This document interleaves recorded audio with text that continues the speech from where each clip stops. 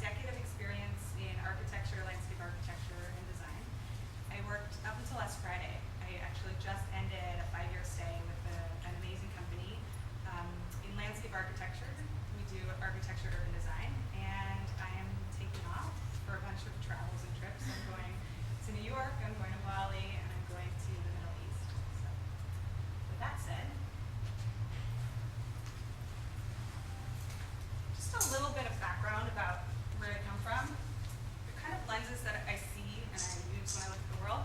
I look at cities, I study landscapes, and I think about how they work and how they operate, and all these patterns.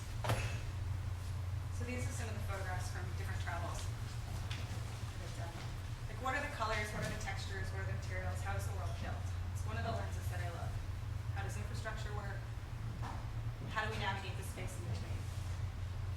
I also look at landscapes, and this is here in the Presidio, and actually the firm that I worked for participated in the design of this. It looks natural, but it is very much not natural. They are constructs, they are things that we create.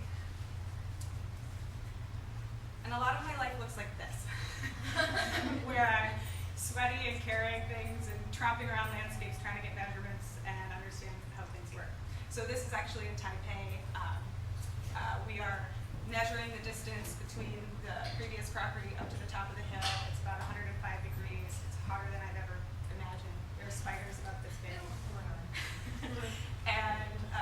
And then I go back and we do drawings, and when we talk about how we want the future to look, how we want the world to look. I also look for patterns in design. So how systems work, how things operate in complexity, how they operate in parallel.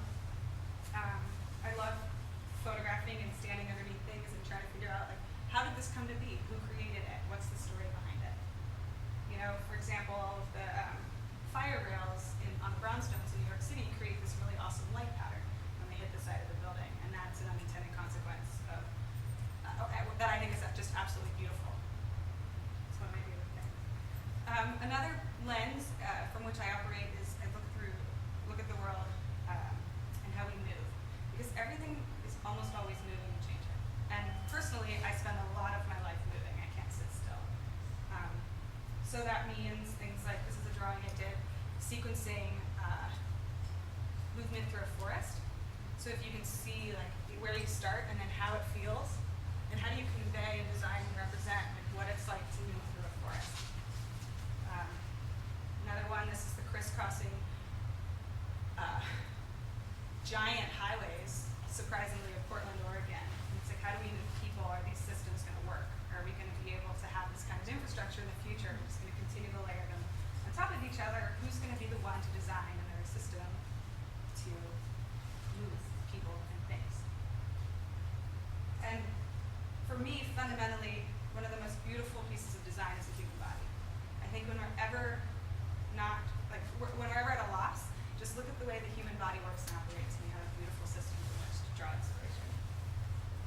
And then some of you know this about me, but not everyone does. I spend a lot of time out in the water. I'm an open water swimmer. And so this is the San Francisco Bay, Sausalito. So movement is personally important. It's where I get the kind of my best ideas and my inspiration from. And the last lens is people. My first degree is in psychology. I like understanding how people work. I like understanding why we're weird. I like understanding what makes us tick. Why we consistently do the same things over and over again when that's not the outcome we want. What produces really great outcomes, and how to hack yourself to kind of get the best outcome. So these are folks looking over at Brooklyn from New York. These are two old folks here in San Francisco, just down on Polk and Clay. And these two gentlemen were holding hands and walking down the street together. And I just, first of all, got cried, and it took me as long as they walked past to get my iPhone out to take a photo. But just thinking about, like, how we move through the world, how we move through our life, and how, like, where we'll end up. You know, will the cities be operating, or places that we can live within? Do you see old people when we walk around? Who will we become? How will the world change as we get older? So across all of those things, I think about, how do people work? Why do we do what we do? And how can you manipulate design? How can you manipulate words? How can you tell stories to make each of us better with kindness towards the fact that if we don't get the outcome we want, maybe it's not the fault of the user, but maybe it's actually a design challenge to create a better environment for yourself, or a better environment, to get who you want out of the situation that you're putting yourself in. So this is the presentation that's just background around me. And I'm pretty casual. I don't want to lecture from a podium because I don't feel like I'm smarter than anyone else. I feel like if you have any questions, please jump in and ask me, or you can save that till the end. So that's just the introduction. And then I want to touch on this presentation that I put together, which is, as I was thinking and kind of building my life here in San Francisco, I take a lot of notes, and I take them in these notebooks, and my friends kind of laugh at me for them, because I always scribble down these little thoughts about, something I've learned. And often it's a paradox, because I learn it, and then I learn that the opposite is true. And then I come back and I learn, not really. Or I look at it and it's posted up on my wall, and I'm like, yeah, that's great, but I can't seem to do it, I put this presentation together after about a year or two of thinking and blogging, and it got, like I mentioned, 100,000 views very quickly, and it seemed to resonate with a lot of people. So I've never spoken it out loud, but I kind of am excited to give you a behind the scenes of these little notes and where they came from. So these are some of my actual notebooks. Actually, I didn't check what they say on them, so maybe I should be careful.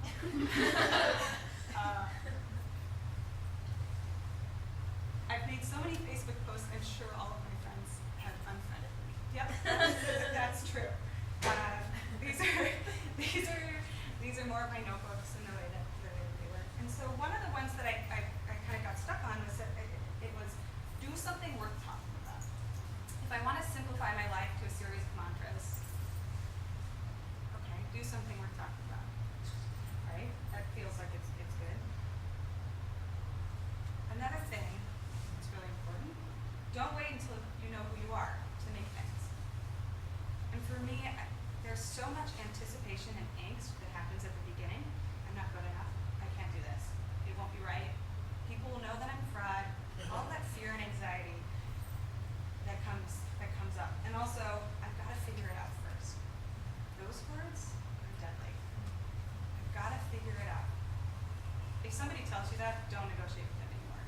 That's like a red flag for people who will spend a lot of time thinking and not very much time doing it. And so and the important thing is not to demonize or ridicule people, because I am one of those people. But if that thought pops up, I've got to figure it out first. What is there to figure out?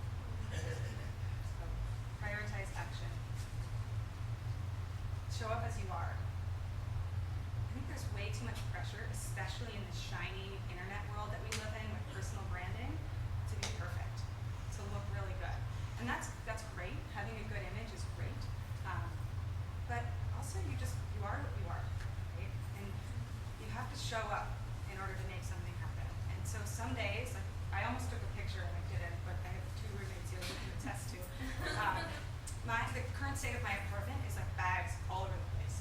And I'm no longer sleeping in my room, and I'm packing, and I'm disheveled. And last night it was like, I'm never going to be able to do this. I can't do this. I can't, It's just who you are. You can still show up.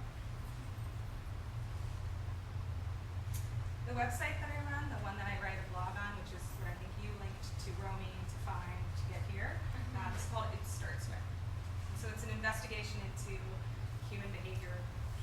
Why do some people get started? How do we start? What motivates us? And the simple answer is just to start. Always start. Default to action. It's the underlying principle behind this presentation. Do something. That's it. Stop. I gave you the punchline. I can stop talking now. Just walk away. I mean, I'm just going to spend the next 20 minutes talking about the same idea, but do something. Start. Something is always better than nothing. When I am blogging and I make a commitment to myself to write once a week, and I can tell you all about my systems for hacking myself and how I actually make it happen, because it's hard, right, to actually get it done. I agonize over the post. Is it good enough? I'm not sure. I'll do it next week. And then the more time that goes by, the more angst there is. I haven't written yet. I still haven't written yet. I just got to get that post up. And then there's so much pressure that you just don't do it. You just keep putting it off. Whenever I get into that mindset, I tell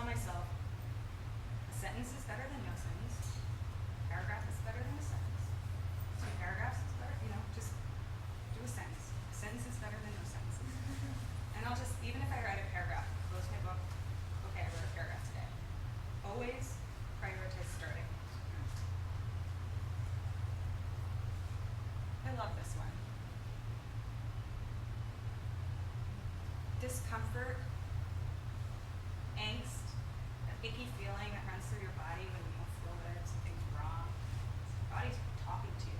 It's telling you, hey, pay attention. I've got something to tell you. Most of us will mitigate that with caffeine and Advil and massages or whatever it is that we need to make ourselves feel better with alcohol. But there's a hidden gem. If you feel like you haven't done enough, if you feel like you want to be writing more, this is a feeling I have all the time. You know, I want to do more. That should fuel. Use that to get something, right?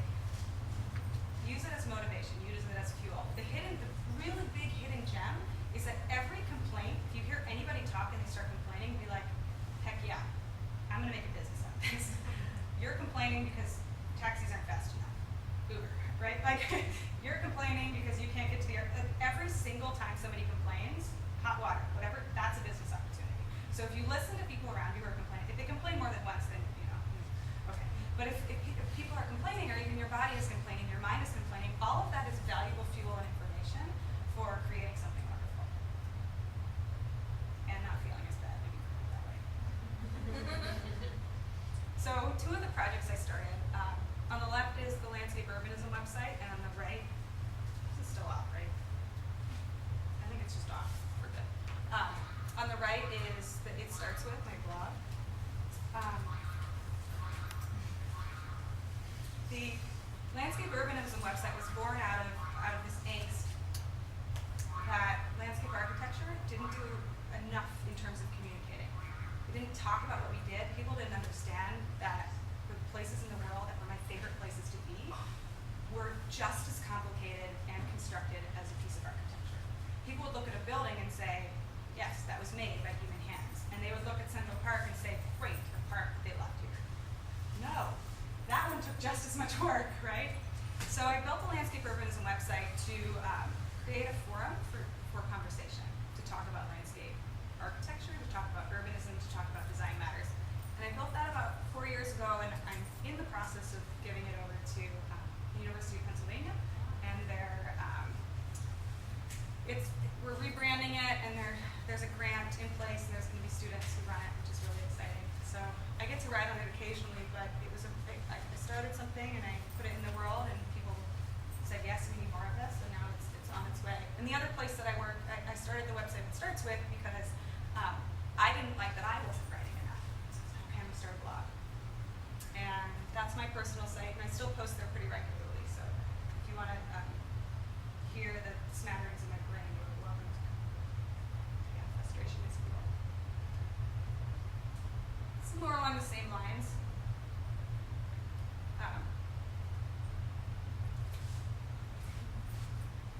Prioritize action. Many, many, many people I know, especially in this city, especially in the industries that I work in, are really good at thinking. Like, so good at thinking that we've forgotten how to listen to our bodies and also just go. Just do it. It's like, I don't know how to ride a bicycle? Sure. You know, I don't know how to tie my shoes? Yes, I will. I can do it. So stop thinking, start doing is a big sign that I have up on my wall. Sarah, just do it. Which can look like this sometimes. So I'm going to divert with a little story. I first did, this is actually me, jumping in off a boat, covering my face because I'm terrified, or I'm holding onto my goggles, and that's Alcatraz in the background. I did my first open water swim in 2008. So I was a college swimmer. I swam when I was younger, and I decided to go for it. I actually made a non-sober wager late one night in San Francisco about a month or 2 after I moved here. And my roommate and I at the time walked into a bar that was filled with triathletes from the San Francisco Triathlon Club. And they were having some sort of celebration. So one guy said, we're looking for a swimmer for our team. And I said, oh, I can do that.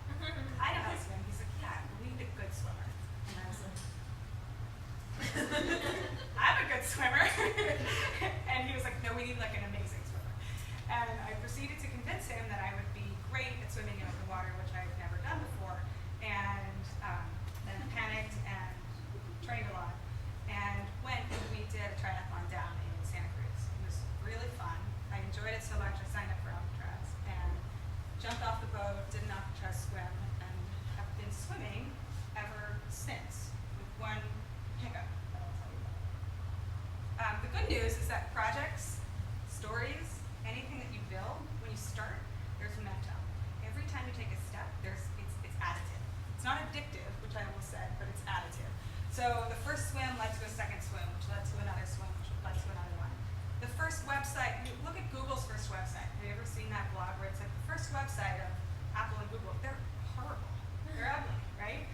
Led to the second one, led to the first one. And if you don't give yourself permission to start and do the first one, no matter how good or bad it is, you can't get to the next one. Anyways, it led to more swimming. I organized a team and we swam across the bay from the Golden Gate Bridge to Berkeley, which is a 9-mile relay swim, and we raised about $5,000 for Baykeeper to help get the water clean. So that's getting out at the end. If you can see my face, I'm like just dead. I'm like exhausted. My face is red, and I'm like, I don't know what I'm doing, but it was really, really fun. And this is the start of that swim, which is one of my favorite moments of my life so far. So that's a log, although my brother would like to tell you that it's a shark. And this is me swimming.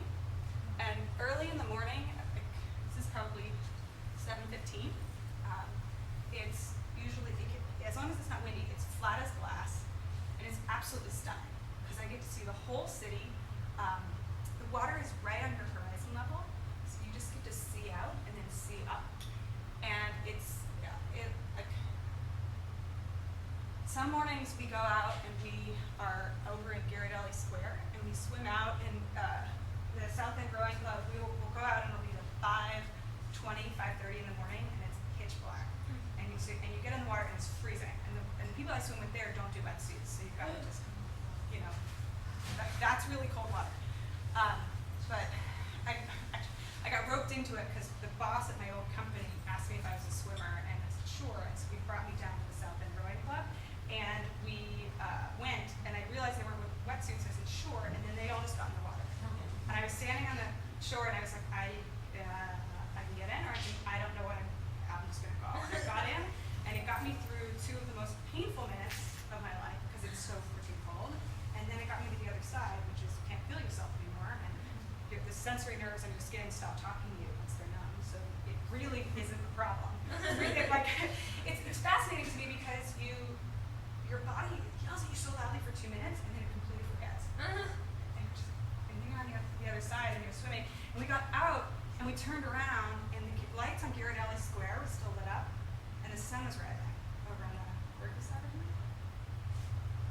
It was rising from sun, and it was just gorgeous. And I realized that I was in a place that most people in the city never got to see. And it was unbelievably stunning. And sure, my hands were cold, but I got a sauna at the end. I get to go to work at 8:30, and people are drinking coffee, and I don't really get in.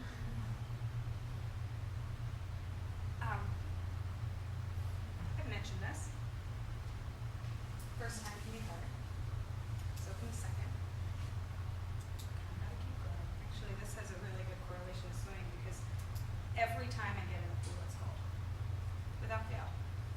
Every time. I've done it 10,000 times. Yesterday I went swimming and I went to jump in the pool, and I've almost completely erased that whiny voice that says, it's gonna be so cold. I can pretty much just do it because I trust that 2 or 3 minutes later, it'll be a completely different experience. And when I observe my mind like a commentator and not own it as myself, and I'm fascinated by that chatter, I'm like, yeah, you're talking about it being cold again, that's great, yep, it's wet, and then you get into the pool and you start swimming, and then that chatter just kind of goes, and I don't know where it goes, but it just kind of sits over here, and then takes a little break, and solves all my problems, and I just get to keep swimming, and then I come back and I leave, and it's like all of my essays are written in my head, and I'm ready to go, and I'm less neurotic. And I always forget within a few minutes. Not the same with the bay, because it's cold, but pretty close. At the same time, being a beginner is really, really hard. And that's where I'm at in my life right now. quit my job. I'm leaving the city that I know. Um, I'm moving in with the love of my life in New York, which is a first. I'm going on a solo trip, which is a first. I'm doing a press launch for a startup, which is a first. And all of it makes me terrified. All of it. And I did a bunch of reading the past week about beginners and what that's like. And Whitney Johnson popped to mind. And she said it actually becomes harder and harder to be a beginner the more experienced you are. Because you're so good at something, you've taken that on as your identity. And so who you are and how you define yourself as, I'm really good at this and I'm really good at this, makes it very challenging to put on that beginner's hat and say, I don't know how to code. I want to start that. And about 8 months ago, I actually actively stopped swimming because I wanted to learn how to dance. And I kept going swimming because I'm really good at that. And I'm terrible at dancing, absolutely. And so I've been going once a week to dance class, and I have to actively take off my expert hat and go and be an absolute beginner. And in dance class last week, the teacher said, I'm sorry you've been on a 3-month vacation, so if I make some mistakes in teaching you the routines, work with me. Every time you make a mistake, synapses are built in your mind, in your brain. When you do things right, we don't create new synapses. When we do things and we make mistakes and we are beginners, we learn. We actually grow our brains. So Whitney in her essay says, be in beta, do things badly, abandon perfectionism. Following this advice can seem nearly impossible when it's pitted against our identity. So with that in mind, of being a beginner and starting, I find one of the biggest tricks in my toolkit is that you absolutely positively must be the nicest person in the room to yourself. You have to be. You have to be your own advocate. You have to be kind, right? And this doesn't mean that I'm not also the hardest person on myself in the room. You didn't finish this, you didn't do a good enough job, but at the end of the day, I try to make sure that I say, you did okay. You're working hard. You're doing a good job. And when I work with people, some of my clients and some of my peers, I find that as we get older, especially 20s, 30s, 40s, we can be that person for somebody else, but we might not always be that person for ourselves, or we might not have that person. And sometimes when I get to the end of the day and I'm nice to myself, it makes me cry a little bit. I'm a terrible person. But seriously, sometimes I get to the end and I'm not finished. I haven't done what I'm going to do.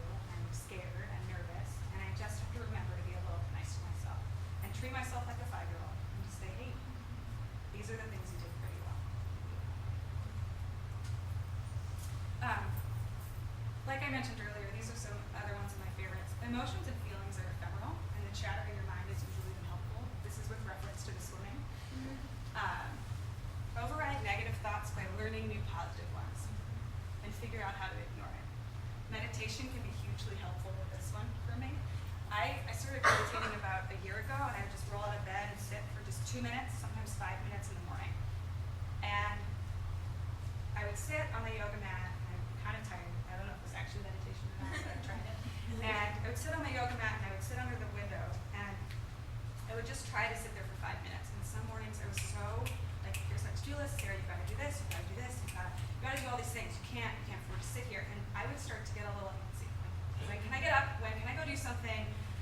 And just by practicing, use a different word than meditation for people who aren't familiar with it, it's actually just practicing saying no for 5 minutes in the morning. You're practicing listening to an impulse and being like, hey, impulse, I'm actually going to wait, right? 5 minutes isn't a terrible one. And what it did for my life was it made it easier every day that I actually meditated, which was not every day, but I did do it a lot. It made saying no to emails easier in the rest of the day. Because you would get that impulse, you get that ping, and instead of having that high cortisol reaction where you're like, panic, must answer, have to do everything now, I'm not working fast enough, you have the, okay? For me, I could kind of keep my train of thought going a little bit. So that's figure out how to ignore it. And override negative thoughts by learning new positive ones. constantly the product of our reinforcements. And so if we reinforce positive behaviors, we can actually hack ourselves. I could do a whole talk on that in another moment, but I'll leave that for you. So that's that. Pay attention to what you reinforce. And in your reinforcement, you can either be reinforcing doing a sentence a day on your blog, or you can be reinforcing a thought that says, you know, you don't finish what you start, and then also not doing it. So every time I do a teeny tiny amount, it's reinforcing the positive behavior versus reinforcing the negative behavior. My swimming coach said, this is one of the signs we had up on our wall. Don't wait for your shift to come in. You've got to swim out to it. Otherwise, you just sit in the harbor. That's all you do. So a lot of times it takes a leap of faith to go after something. Stop asking for permission. I feel like Cheryl Sanders would tell us that too. Because at the course, we have this light, we have this opportunity. These are on my wall because I feel like it's absolutely important that we put these up there and let ourselves know that we can do this. You're allowed to be stunning. You're allowed to be exceptional. You're allowed to be extraordinary. You're allowed to be absolutely phenomenal. There's no limit. And if people tell you to be ordinary, just ask yourself if that's what you want. Like, if it is what you want, that's totally fine because you're you. No one is youer than you, right? This is Dr. Seuss. If you feel like you're making it up, you're on the right track. Do it anyway.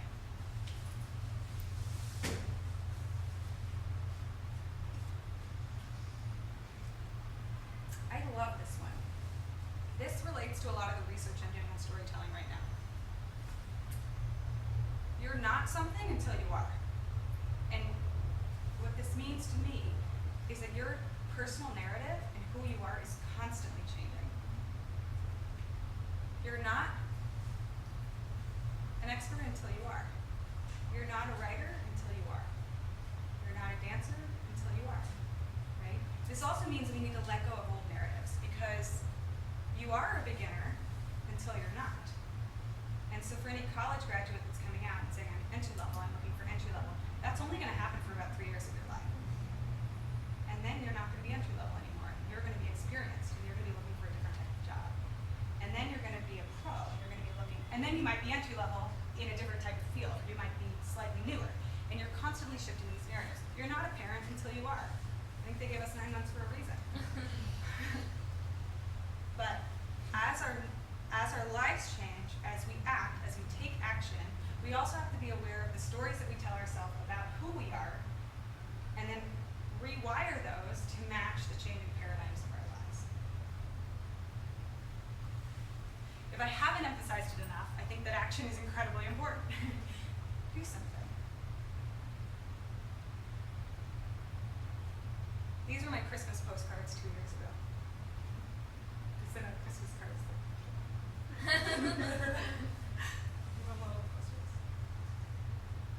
There are no perfect conditions. I realized this, I learned this probably for the umpteenth time in college. I was swimming, I had terrible trouble sleeping. I don't think I slept the night before, but I might have slept for 2 hours. And the pool was so chlorinated that my asthma kicked in. And it was at University of Notre Dame. And I was seated first in a meet that was critically important. And I was sick, I was underslept, and my asthma was kicking in. And I thought, well, I'll never win. Conditions aren't in my favor, this just isn't working. And my coach took me over and he said, well, what if the other person is in exactly the same boat you are, you know, and something else happened? How do all the other people win? Do they have perfect conditions?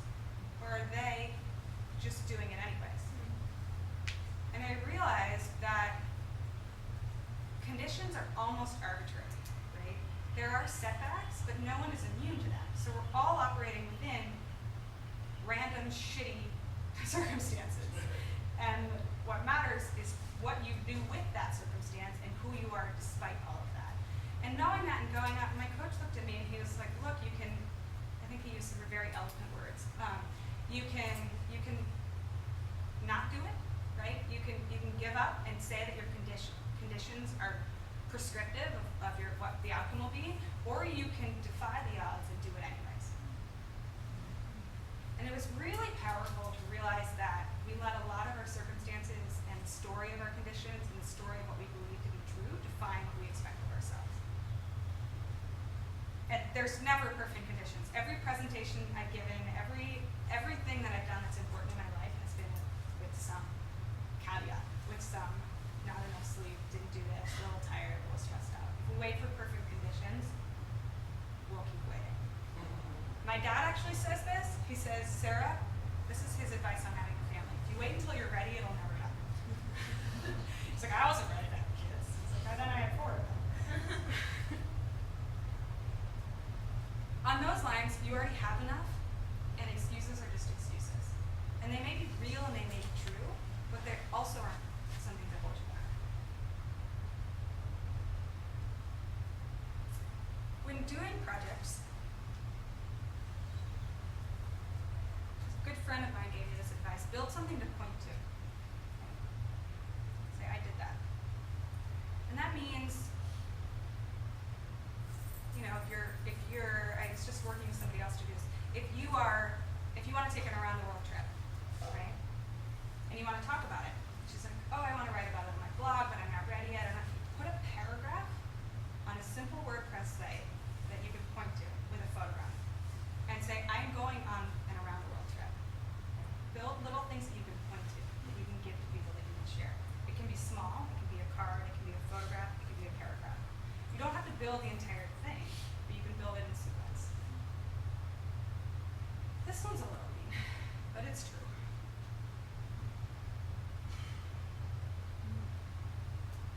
You know, it's a reminder.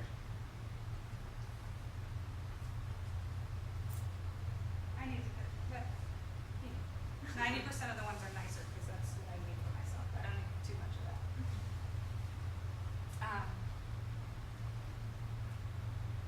The Fear Project by Haimal Yogis, I believe that's how you say his name, is a brilliant book that I just finished. And he talks about all the anticipatory fear that happens before we do something and how much we're not afraid after we take action.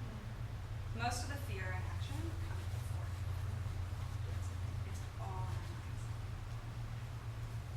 And if you screw up, it's a great story. Seriously. So I'm going to end with a little bit of a personal story. I turned 25, October 2008, and almost 5 years ago.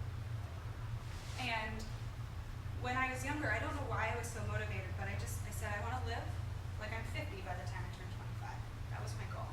I wanted to do everything by the time I turned 25. I didn't want to wait. Everyone was telling me I should do things in sequence, and so I did both my science degree and my arts degree, which I loved, and I went to college and I did my 3rd degree in science or swimming because I wanted to swim too.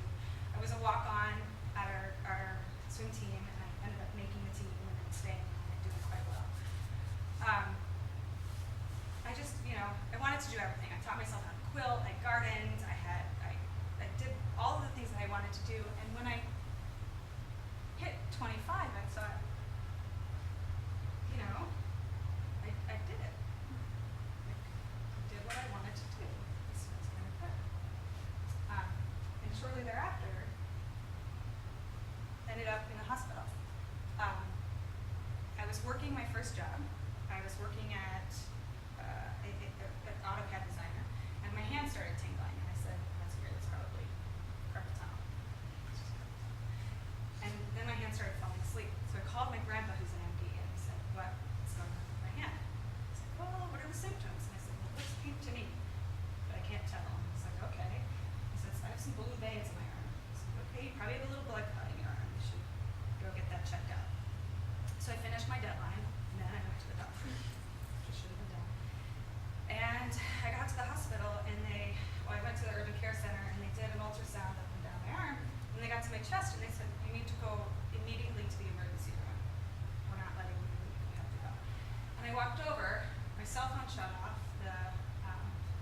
there's no cell phone service in the radioactive, so I sent one message to my mother, and who drove up immediately, and I had a blood clot the size of my finger in my chest. And they did a series of injected an intravenous dye and through your arm. And so this is where the last vein is that goes to your heart. Can you guys tell that's your spine with your ribs? Yeah. And this is the blood clot here. And so it stopped and it started going that way and that way. Oh, and that way. wow. So like the absence of the blood is where the blood clot was. And they said, you know, it's a funny thing. This happens to females who have bigger muscular upper bodies, who have slightly smaller rib cages, but sometimes they get thoracic outlet syndrome in their chest. You hear that? And so I was in the hospital for 4 days, and it was right before the 4th of July. My surgery was right after the 4th of July.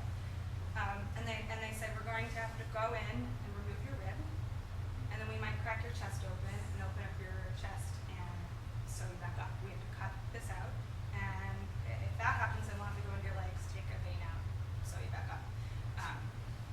It's a technical procedure. They cleared the OR for the entire day, and I was all strapped up, and I remember quite well them wheeling me up to the 6th floor of UCSF, and I got to watch the 4th of July fireworks in the fog from the hospital.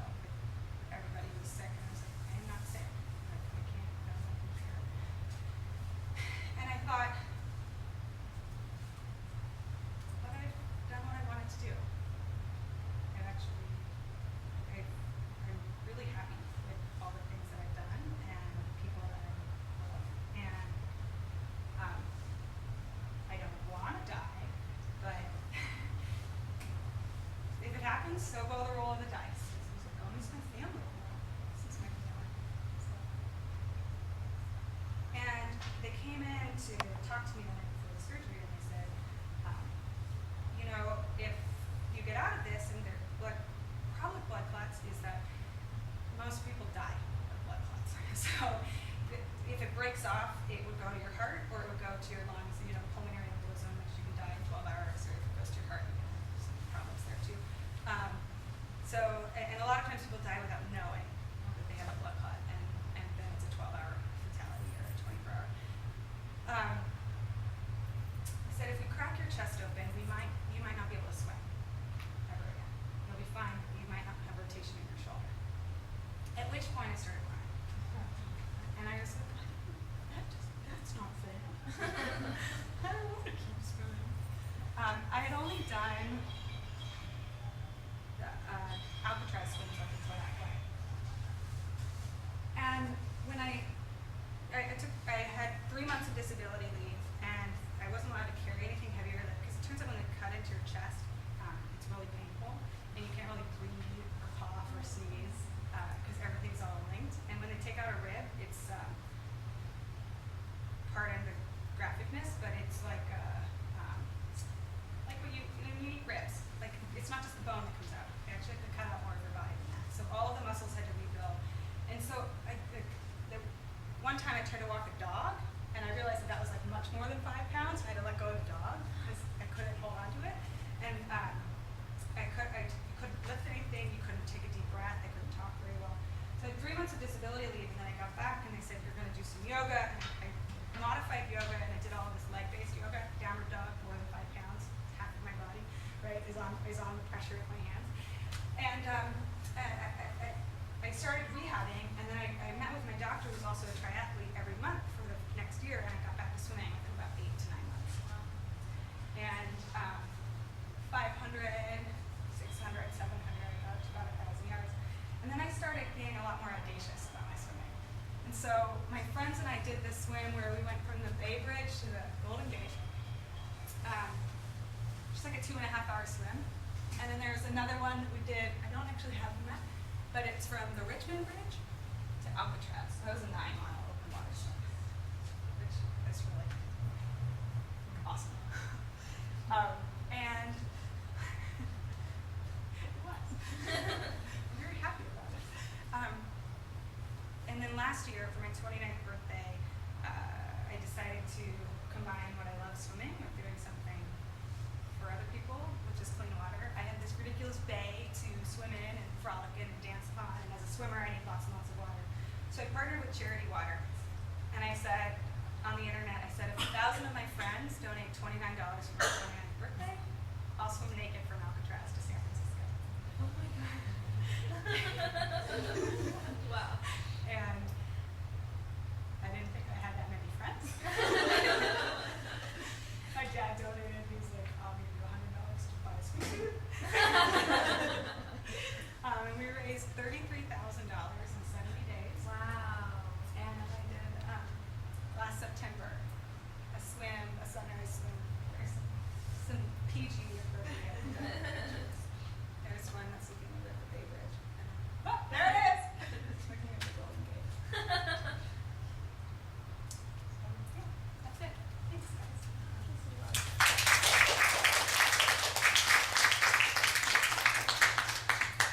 Lots of questions, like 10 minutes.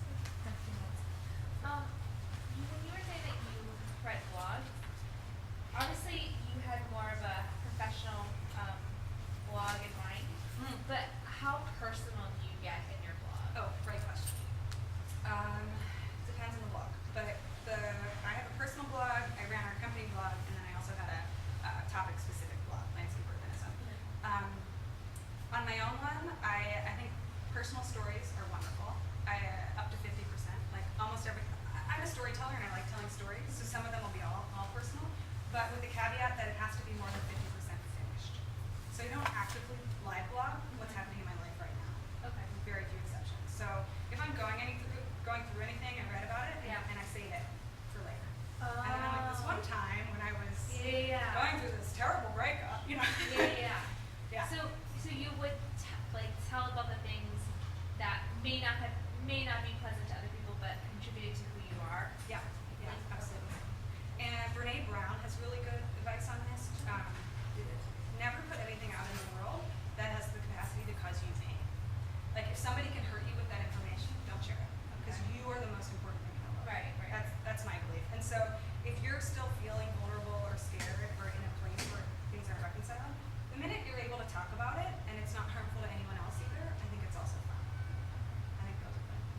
And it's the helicopter crash. It's the addictive part of the story. You know, blogging often has like 20 to 30% story in the beginning, and then the next bit is like real life lessons from that. Right. Yeah. Pretty, you know, Danielle Laporte is a woman I read all the time. One of her recent posts was I was in the grocery store with my son and we were talking about this, and the lady in front of us did something really rude. It was a teachable moment. You know, lessons got for it. learning, you know. Okay. Your solo trip, you're doing on your own, obviously, right. solo. Yeah. So, why? I mean, I know it's kind of personal, but Both of you were asking this too. No, it's great. you really like to eat, pray, love, or something. Keep asking about that. No, I think it's a couple of reasons. Number one, my proclivity is to be so action oriented that I wanted some sort of recalibration and reset. So I want to go and live a life for 30 days where movement, sleeping according to the sleep schedule, and writing are first, and not work, technology, or connectivity. And give myself a chance to really print that on who I am, so that I can bring that back and be more reasonable about how I spend my Saturdays and Sundays. That's good. So that's one of the reasons. The other one is I've been working pretty aggressively for about a decade now, and my coach says it this way: what a beautiful present to give yourself going into your next decade of life is a month of just to stop and ask if this is what you want to do. So instead of looking at it reflectively, I'm looking at it also proactively. Like, okay, where do I want to go? How can I be a little bit more deliberate about who I want to become or what my next projects are? So how do you spend your Saturdays and Sundays now? I almost always work one day and not the other day. So, and that's mostly because I work during the week, and so there's limited hours at night to get what I want to get done.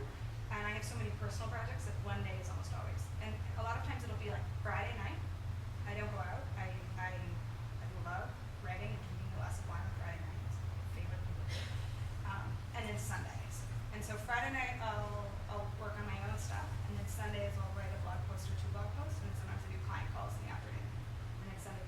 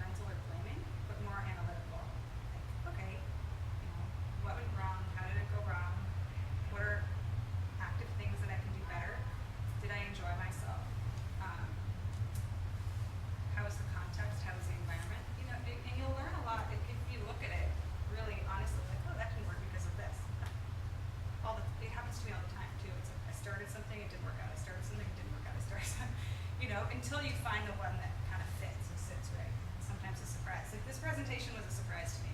I almost didn't put it up onto the internet because I like put the notes together and nobody wants to read my handwriting. I should make this fancier and look better.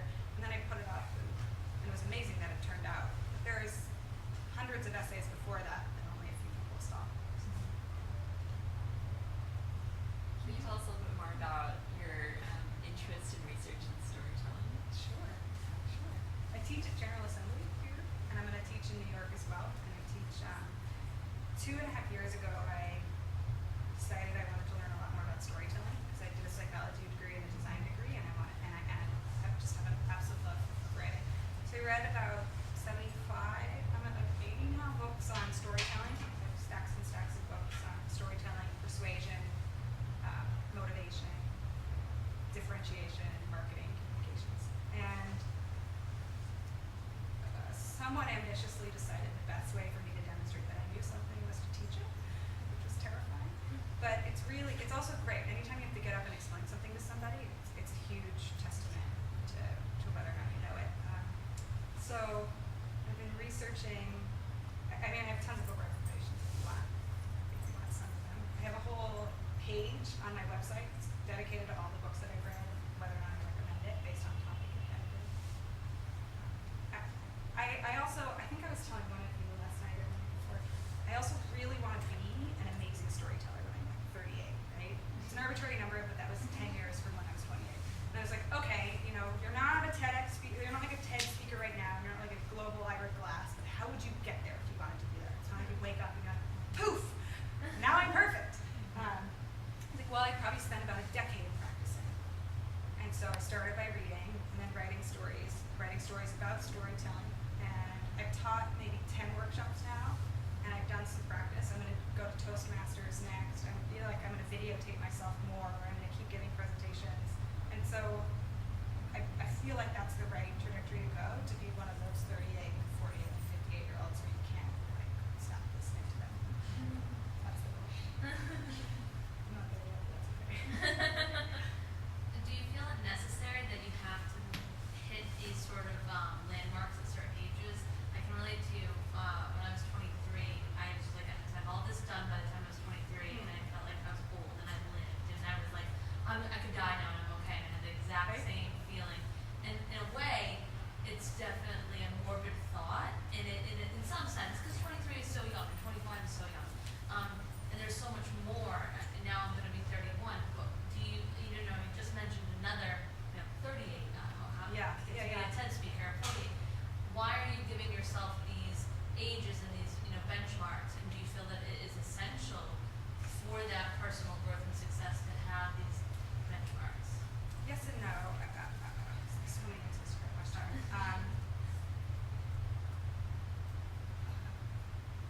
Start. I think a lot of times when I get stuck thought-wise, I have to radically expand or contrast the view. Like, okay, let's not think about this week. Let's think about this day. Let's think about this hour. Let's think about this minute. Just right now.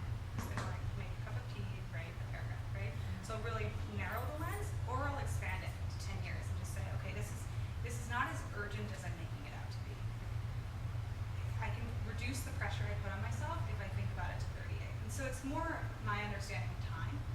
And I don't think we can reasonably understand time past about 5 years, but 10 is helpful. And that helps me act. So the framework is just a paradigm for like, okay, is this helpful? Because thinking about it this way give me more permission to enjoy my current life and to do the things I want to do and also, change along the way. But the second answer to that question is much more morbid.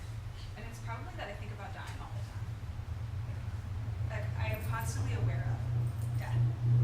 And I actually haven't probably said that publicly, or like that hasn't been the focus of things, but I don't not think about it. I consider it not just in the scary moments, but I just consider it all the time. Like, life is precious, life is now, and I don't know, maybe I'd be a great actress because every time I think about that, then I think about one of my siblings dying and I can start crying. So that's like right there for me. But I also solace in when I look at great philosophers and I read their texts.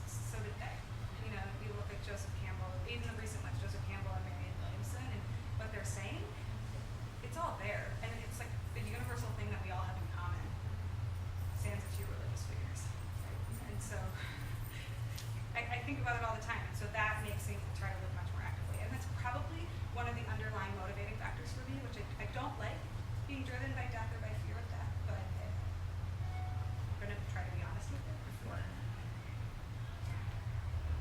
Do you feel that it's normal? Because I think I'm getting to that point where it's like not that I fear death, but it's like it's on my mind in the sense that when something happens, I'm like, oh my gosh, like, could this be it, or Yeah. is it? I mean, is that normal for people who are just who are in their late 20s, early 30s, kind of haven't really started their life in the sense that they don't have kids, they're not kind of living. We're in this like extended Yeah, you know what I mean. So is that normal? post-adolescent period. Yeah.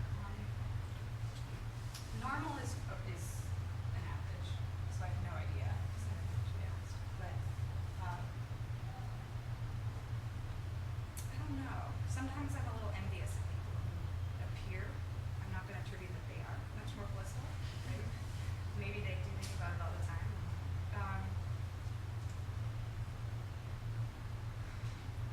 I think we should consider it more.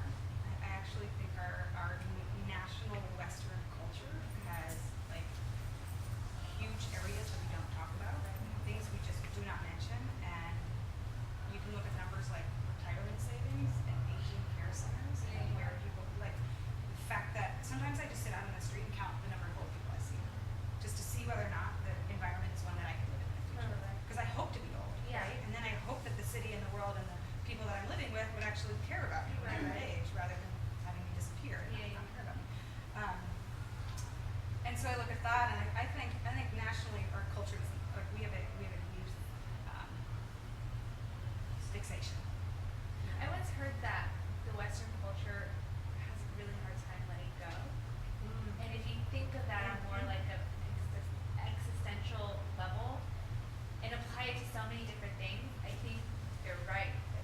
Age, is one thing. You have a hard time letting go. Maybe that's what I'm dealing with. I'm really having a hard time letting go. Really mourning the fact that there's certain things in my life that are done, they're gone. Yeah. I'm never going to be able to experience that again in the same way I was back then. So maybe it's not like I'm going to die, but like the death of certain periods throughout my life that Yeah. I'm just going to have to let go and move on. We don't have those cycles and those rituals, and you can look at other cultures where like, ritual is really important, even if it's Sabbath or a weekly cycle or it's a monthly cycle or a lunar cycle. But that act of like celebrating and letting go of something, it's one of the reasons why I didn't want to attend some of my commencements and stuff. But you go Yeah. to birthdays, you go to like I had a going away party because I'm going to New York. And Yeah. I was tired and I wanted to go to sleep. Yeah.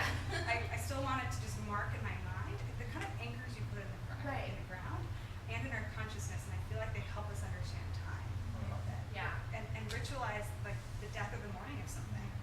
Sometimes you can also celebrate it